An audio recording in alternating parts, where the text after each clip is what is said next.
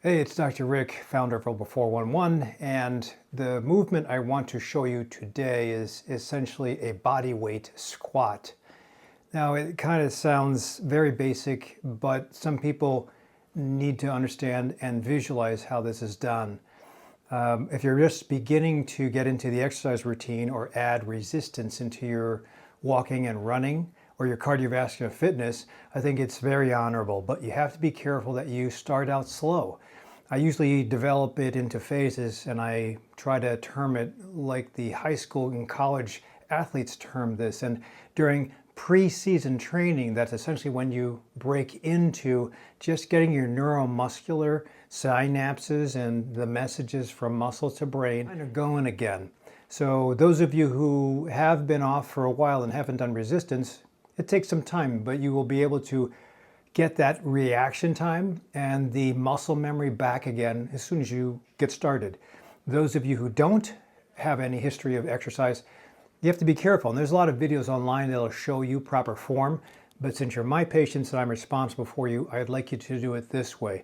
And trust me, even if you don't do any weight, and I use weights, I love resistance and barbells and Smith machines, but I still, if I don't have anything near me as far as an exercise routine, a rack, or a machine, just use body weight. That's the easiest way to break into exercise. It's also an easy way to get a pump.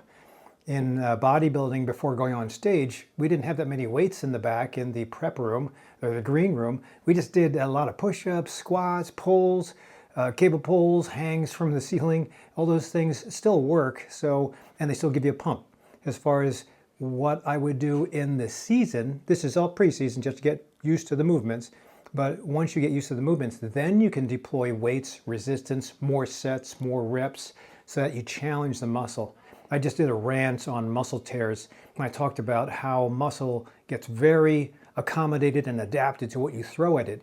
So if you're doing the same amount of reps, same amount of sets, and you're only using body weight, eventually you're going to outrun or outperform your muscle, and then it's not going to grow. It's not going to be lean. It's not going to deposit more calcium into bone and reverse osteoporosis. So you have to keep on adding, and that's what accountability is with your coach or me.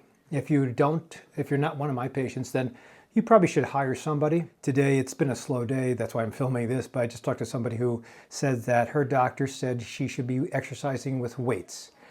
And he left it at that. And I thought, well, there's more details than that. And if you do stuff at home, God bless you. But you need to eventually graduate to something that's more challenging. And that's where you have to invest in a personal trainer or a gym. Now, if you don't know what to do, you really have to consider getting a physical therapist or a personal trainer to design something for you. Be very, very careful if you're older, because those exercises we did back in high school and college at 63 will damage you. So you have to be careful. I just pulled a hamstring muscle doing a max deadlift. And luckily I'm healthy enough that it's going to repair itself, but I've got a 5K coming in 3 weeks, so that'll be fun. I always want to have some form of challenge. If you're doing body weight squats, all you have to do is practice proper form. Usually I want to have your feet planted a little wider than hip width distance. So these are my hips. I'm placing a little wider than my hips. There are some people like to go toe out, and it naturally gets the kneecap to follow properly. I really like straight ahead alignment of the feet. And this is how I would do it. I sometimes hold my hands out like this. I go down into a squat, keeping my face upward, possibly looking up, going as low as I can, slowly, holding, getting my butt down to where my heels are, and then coming back up. Now I realize some of you don't have that flexibility, and that's okay if you're first starting out. But the idea is you go nice and slow, and I'm wearing my suit pants, and I can still get down into the proper position. And I go slow up. You can have your arms like this.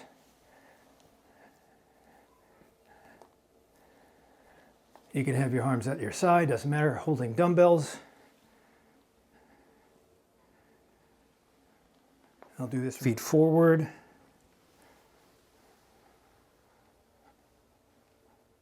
You can see my upper back curls a little bit to balance out my body weight because my center of gravity changes.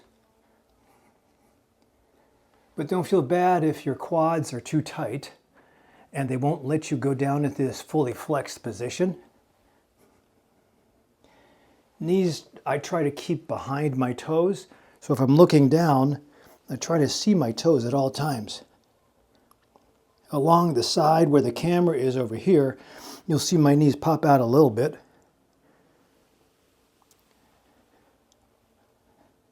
So eventually you can put weight on, including this. If you don't have a weight set, you can use a backpack. Just hold it in front of you like this.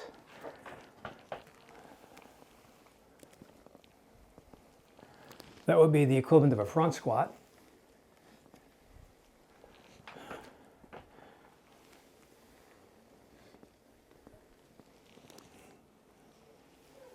Or you put it around the backside, doing the same position.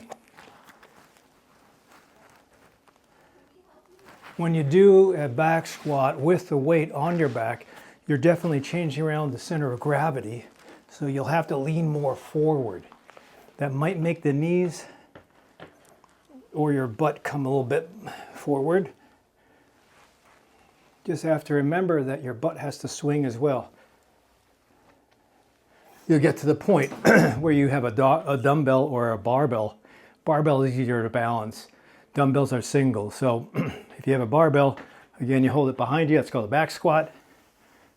Come down, or you have a barbell in front of you and you have a front squat, also known as a hack squat. Those of you who are just beginning, you can use a chair to tell you when you're at parallel. So this is, I've already pre-measured this. You can see where it is as far as my knees, and everybody has different leg lengths. Hold that behind you, preferably not a roller, but the chair behind you, and you keep on going down until you touch the chair. But I don't want you to put full weight on the chair so you're sitting. That kind of takes all the weight off of the muscles.